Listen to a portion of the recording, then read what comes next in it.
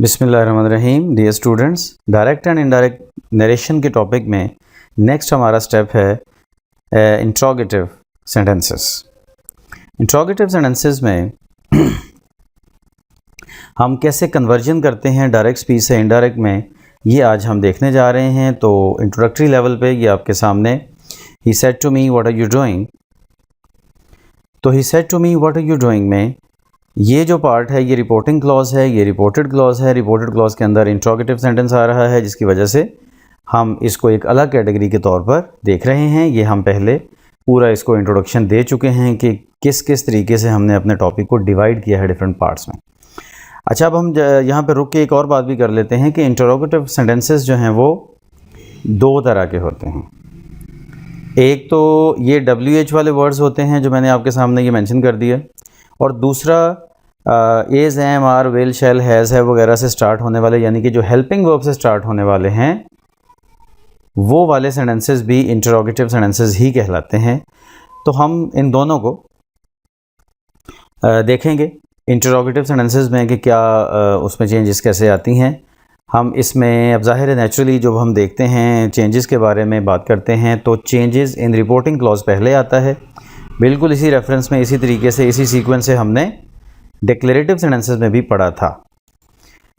तो से, आस्क या इंक्वायर या वांट टू नो वगैरह में चेंज होता है, ठीक है। उधर हमने डिक्लेरेटिव में पढ़ा था टेल, लेकिन इसमें से जो है वो आस्क, इंक्वायर या वांट टू नो, यानी कि जो क्वेश्चन का मीनिंग देने वाले वर्ड्स हैं उनमें ये चेंज होगा। और इसी तरह से ये जो इन्वर्टेड कॉमास हैं, ये इन्वर्टेड कॉमास के पॉइंट पे ही असल में वो डिफरेंस आता है जो येस नो क्वेश्चन या WH क्वेश्चंस में आता है। देखिए, WH क्वेश्चंस तो वो हैं जो WH वाले वर्ड से स्टार्ट होते हैं, what, why, when, where, why, who वगैरह। और येस नो क्वेश्चन हम कहते हैं जो हेल्पिंग वर्ब से स्टार्ट होते हैं, जो कि एज, एम, आर, वाज, वर वगैरह से स्टार्ट हो रहे होते हैं। तो इन दोनों जगहों पे ज़रा ध्यान में रखना है कि इन्वर्टेड कॉमास की जगह पे इफ़ या वेदर में से कोई एक वर्ड आएगा अगर वो येस नो क्वेश्चन होगा तो, और इन्वर्टेड कॉमास की जगह पे कुछ नहीं आएगा अगर वो WH क्वेश्चन होगा तो, ठीक है। तो WH क्वेश्चन में कोई वर्ड नहीं आएगा क्योंकि जो WH वाला वर्ड होता है वही ज्वाइनिंग का काम कर देगा। असल में तो दैट की जगह पे जो आने वाला है वो ज्वाइनिंग का काम करता है ना, दो क्लॉजेस को ज्वाइन करने का काम करता है। तो इस सूरत में येस नो क्वेश्चंस में तो इफ़ या वेदर हमारे लिए कंजंक्शन का काम कर देगा, ज्वाइनिंग का काम कर देगा। लेकिन WH वर्ड जो है वो पहले से ही मौजूद है, एक एडिशनल वर्ड जो ज्वाइनिंग का काम कर सकता है, तो फिर इसलिए उसकी जगह पे हमें अजाफी कुछ लगाने की ज़रूरत नहीं है। बस इन्वर्टेड कॉमास को रिमूव कर देते हैं और ये जो WH वाला वर्ड जो भी वर्ड होगा, वाई, व्हाट, व्हेन वगैरह, वही ज्वाइनिंग का काम कर देगा। ठीक हो गया। ये तो हैं रिपोर्टिंग क्लॉज की चेंजेस। आगे हैं रिपोर्टेड क्लॉज में चेंजेस। एज इन डिक्लेरेटिव का मतलब कि जो तीनों चेंजेस हमने उधर पढ़ी हैं, चेंज ऑफ टेंस, प्रोनाउन और एडवर्बियल वगैरह, वो सारी उसी तरह से अप्लाई होंगी जो डिक्लेरेटिव में पढ़ी हैं। लेकिन दो छोटी छोटी बातें और हैं। वो है जी इंटरोगेटिव वर्ब ऑर्डर, ये अफर्मेटिव वर्ब ऑर्डर में चेंज हो जाएगा, और क्वेश्चन मार्क जो है वो फुल स्टॉप में चेंज हो जाएगा। ठीक है। अब क्वेश्चन मार्क से फुल स्टॉप बना देना ये तो कोई इशू नहीं है। असल ये है थोड़ा सा जो डिस्कस करने वाली बात है वो हम आगे चल के अभी एग्जांपल में करते हैं, तो आपको इसकी भी बात सारी समझ आ जाएगी। एग्जांपल आपके सामने है, he said to me are you writing a letter. ये अब आर से स्टार्ट हो रहा है, तो ये इसका मतलब क्या है कि ये येस नो क्वेश्चन है। अच्छा, ही आस्क्ड मी, और इन्वर्टेड कॉमास की जगह पे इफ़ आ गया, वेदर भी आ सकता है। अच्छा, अब यहाँ पे रुक के आपने एक बात समझनी है, ये जो मैंने स्पेशली हाईलाइट किया है, तो आपके सामने ये कौन सा टेंस बन रहा है? Present continuous tense. इसमें क्वेश्चन बनाने के लिए एक स्पेशल पैटर्न अडॉप्ट किया गया कि हेल्पिंग वर्ब को सब्जेक्ट से पहले लिखा गया। सब्जेक्ट यू है, आर हेल्पिंग वर्ब है, हेल्पिंग वर्ब सब्जेक्ट से पहले आया। इसको हम बोलते हैं इंट्रोगेटिव वर्ड पैटर्न या वर्ड ऑर्डर, ठीक है। लेकिन जब हम इसको इनडायरेक्ट में चेंज करेंगे तो जो भी टेंस आना होगा, जाहिर है ये प्रेजेंट कंटिन्यूअस है तो पास्ट कंटिन्यूअस में चेंज होगा। तो अब पास्ट कंटिन्यूअस का जो हेल्पिंग वर्ब है वो सब्जेक्ट के बाद आएगा। ये है अफर्मेटिव वर्ड ऑर्डर, ठीक है।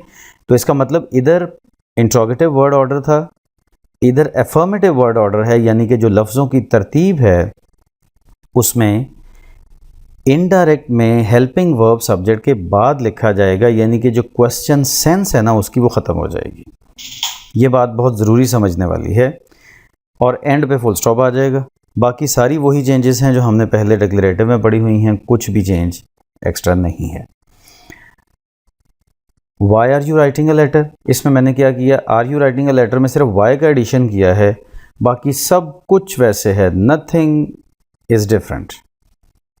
बस सिर्फ इतना ही है कि इन्वर्टेड कॉमास की जगह पे हमने वाई लगा दिया है, जो वाई पहले ही लगा हुआ है, बस इफ़ नहीं आएगा, सिंपल। ठीक है, सो इस तरह से हमने इसको चेंज करना है, बाकी सारा पैटर्न वैसे ही है। और अब हम इन सेंटेंसेस को करने के लिए कुछ मैं आप लोगों के सामने ये सारे सेंटेंसेस एग्जाम्पल के तौर पर ला रहा हूँ। ये सारे सेंटेंसेस हैं, 14 सेंटेंसेस हैं, ये आप कर सकते हैं और किसी को चेक करवा सकते हैं, लेकिन मैं एग्जाम्पल के तौर पर इनमें से जो फर्स्ट 5 हैं वो आपके सामने सॉल्व कर रहा हूँ। इसी पैटर्न के मुताबिक होंगे, कोई इसमें चेंज नहीं। He asked will you repose trust in such a person, तो he asked if I would repose trust in such a person. सारी चेंजेस जो मैंने बताई हैं वही हुई हैं।